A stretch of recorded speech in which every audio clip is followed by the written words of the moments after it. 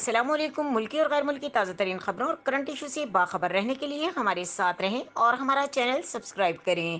رخ کریں گے ساہیوال کا، جہاں سے رپورٹ کر رہے ہیں ہمارے نمائندے گلفام حیدر قریشی۔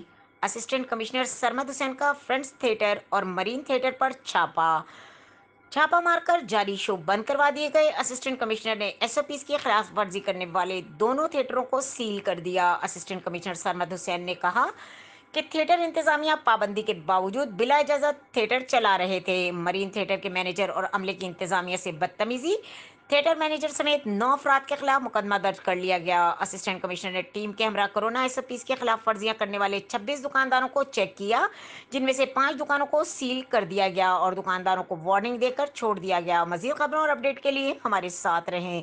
کے نیوز چینل انٹرنیشنل۔